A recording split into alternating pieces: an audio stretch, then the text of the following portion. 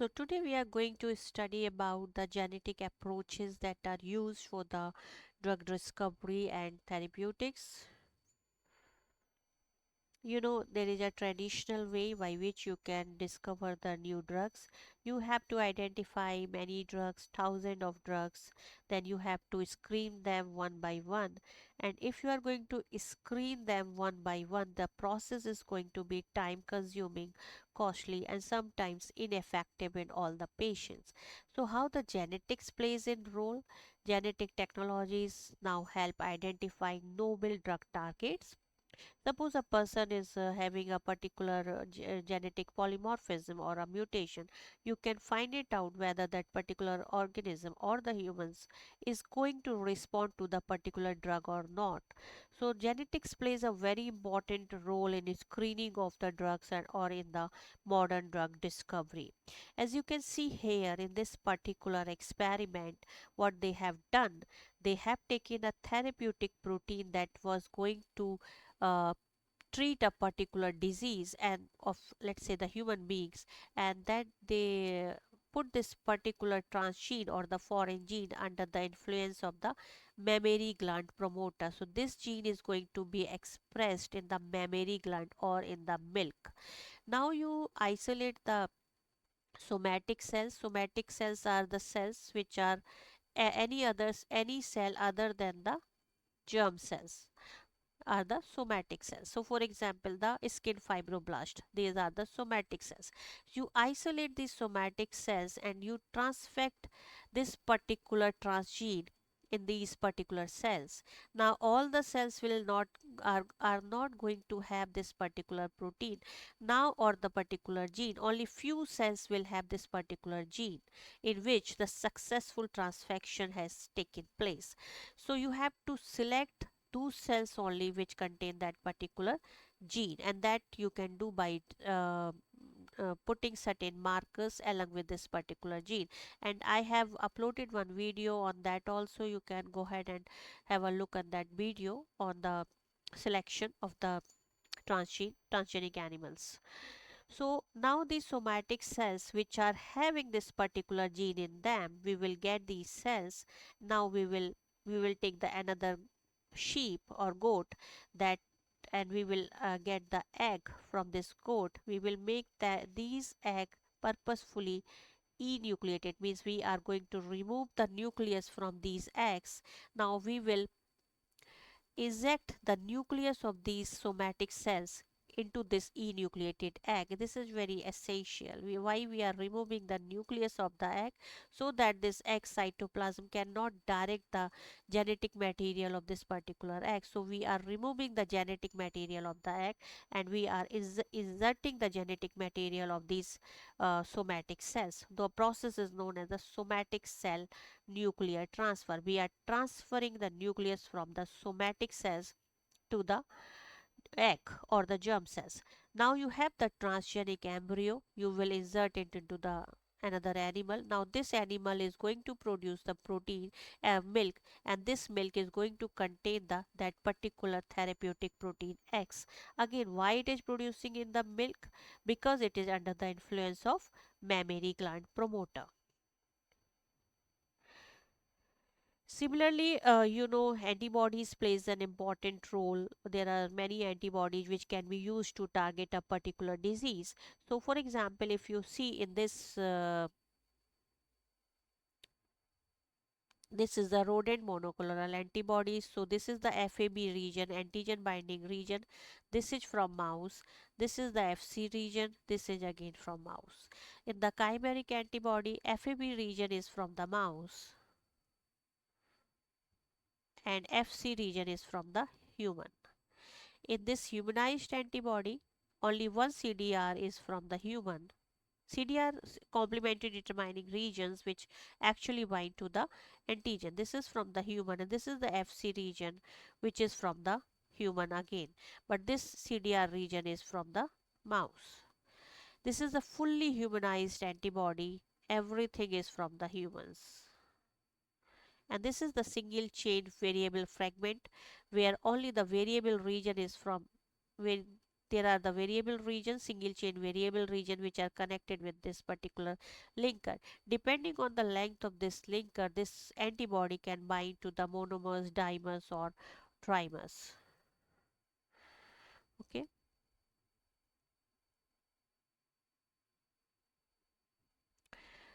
So again, because SCFP are very, small, so their chances of degradation is very high because they are very small in size.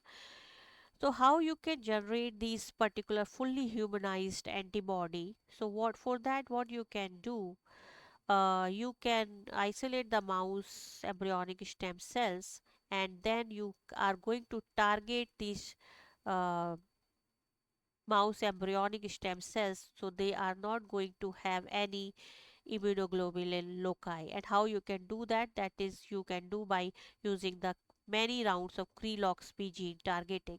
Again, if you have not seen my previous lectures on the transgenic animals, you can go ahead and see what are the Cre-Lox-P system to generate a knockout mice. You can see that. So you have to delete these you have to make these embryonic stem cells which are going to be Ig knockout. Now you generate this fully humanized artificial chromosome, electroporate in each particular mouse embryonic stem cells, insert these embryonic stem cells in this mice, and now you insert the antigen. Now you immunize this mice with the antigen. Now this mice is going to produce the antibody, but since this mouse doesn't have any antibody of its own because we have already deleted it, it will only produce the antibody which is going to be human antibody. So that's how you can basically produce the fully humanized monoclonal antibody. So regarding the monoclonal antibody, just want to give you a brief idea. So what you are going to do for generating the monoclonal antibody, if suppose this is your mice and you are injecting an antigen, this mice will produce the antibody. Okay. Now you isolate the B cells because B cells produce the antibody, and then you fuse it with the myeloma cell. And now you grow it in the HAT media. So in the HAT media, A denotes for the aminoterrin. Aminoterrin basically blocks the de novo pathway of DNA synthesis. So it will only undergo the salvage pathway. But what you have done here, you have make this myeloma cell HGPRT negative. So they will not go for the salvage pathway as well. So only the hybridoma cells will grow. B cells will not grow because though there will be the salvage pathway, but there will be the salvage pathway, but their lifespan is limited, so they will die after some time. So their lifespan is definite, so they will die after some time. Why the myeloma cells will only not grow? Because they are HGPRT and negative, so there will be no DNA synthesis by either by the de novo pathway or the salvage pathway. So only the heterokaryon will are going to be grow. Hybridoma only are going to be grow, and they will produce the antibodies. Now you have to select them by the ELISA. Okay. So that is the process of monoclonal antibody generation. Now genetic engineering can be used for the vaccine development. For example, if we talk about the attenuated vaccines, there is a live pathogen which we are injecting in the human beings or in the animals, so chances of risk are more, but their system is weakened. They are the weakened pathogen, means they can replicate to a certain extent but they are not harmful. So basically we can use heat also for generating these kind of weakened pathogen, but we can also use the genetic engineering where we are inactivating their gene that is code for any particular toxin or something. So you can use the attenuated live vaccines by genetic engineering, where you can delete particular gene that codes for the toxin, let's say. Similarly, the recombinant proteins, you have the genes for the target antigens and you insert them into the vectors. Either you can use these vectors as the vaccine or you can use the purified antigen as the vaccine. For example, a gene encoding surface antigen inserted into yeast and that express the protein. You purify that protein and you inject it. Edible vaccines, genetically modified plants can be used to produce vaccines that are ingested. This is an experimental concept but have the promising potential. Then the fourth is the antigen engineering, where you can antigen structures can be modified to improve their recognition by the immune system, that increases the immunogenicity. DNA vaccines, you direct inject the DNA into the muscle cells where the protein is going to be produced. DNA is expressed by the muscle or dendritic cell. It will trigger the immune response. The challenges are early DNA vaccine showed low immunogenicity in humans. You will not get very strong immune response. Cancer vaccine could be preventive or prophylactic, like the smallpox vaccine we are giving to the children so that in future they don't develop the smallpox or chickenpox. Similarly, there are the preventive cancer vaccines as well. Therapeutic vaccines, when once the disease is developed, and when then we if we are giving the vaccine, that is the therapeutic vaccine. So one is the preventive, where we are preventing the disease. One is the therapeutic, where we are treating a disease. So preventive is also uh, prophylactic vaccines, also known as the prophylactic vaccine.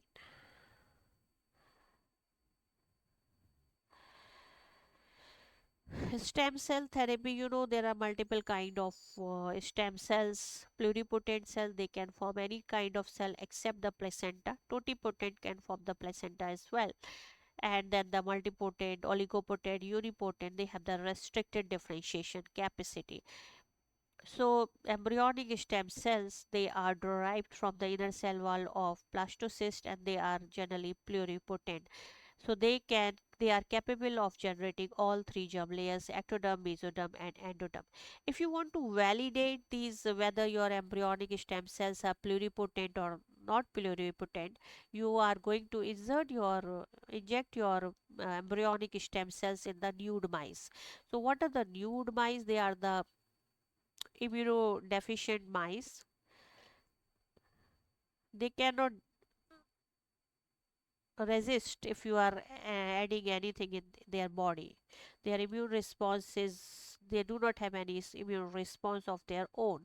So what happened, when if suppose this is your mice, and if you in this mice you are injecting the embryonic stem cells, and if these cells are pluripotent, then you will see the formation of teratoma at the injection site. And what are the teratoma? These are the tumors that developed from the more than two types of germ layers. So there are three kind of germ layers: ectoderm, mesoderm, and endoderm. So if you see the teratoma at the site of injection, you just get that tissue out of from this mice, and you do the immunohistopathology to see if uh, the tumor is there or not.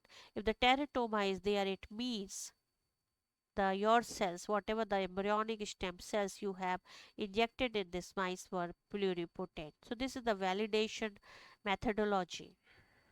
So there are some ethical issues also, because in this you have to destroy the embryo, which is an ethical issues. So the alternative is to isolate the single blastomeres without embryo destruction.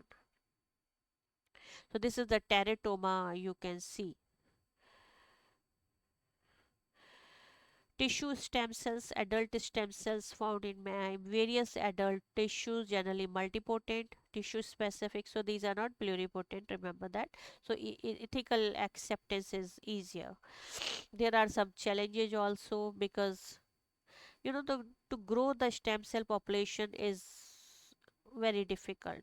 Media for growing the stem cells is also very costly. Controlling the differentiation reliably is very difficult. Delivering and integrating cells functionally within the target tissue is again very difficult. Limited understanding of molecular mechanism defining stemness, and then tissue and disease specific considerations. Easier targets are blood and skin, and challenging targets are brain and pancreas. You know, to insert embryonic stem cells in the brain is a difficult task. Safety concern because risk of teratoma formation, because if these cells are pluripotent, they can generate the tumor from the undifferentiated pluripotent cells. Genomic instability, embryonic stem cells may acquire chromosomal abnormalities with extended culture, means they are going to be mutant after certain period of time. Then the another kind of therapy is allogenic therapy, where the cells are coming from the genetically different donor. So there are high chances of immune rejection. Consider if I am donating a particular gene from the mice to your body, chances of the, the rejection is very high, right? Except in the immune privileged sites where the immune response is limited because there are no immune cells like brain and cornea. There are no immune cells, so there will be no immune rejection. No means very little. Solution: genetic modification of stem cells to reduce immunogenicity. Use of HLA matched embryonic stem cell lines from stem cells banks. Autologous means you are taking your own cells out and then you are re-injecting your cells into your body. So this is the autologous cell therapy. Reprogramming patient's somatic cells into, these are the approaches, reprogramming patient somatic cells into stem cells, enhancing the mobilization and differentiation of the existing cells in the body. So these are the therapies which can be used for treating particular kind of disease. Allogenic stem cell therapy or autologous stem cell therapy, but there are certain challenges also which you can solve it by using these approaches. Okay, so that's all for the today's lecture. This we will study in another lecture.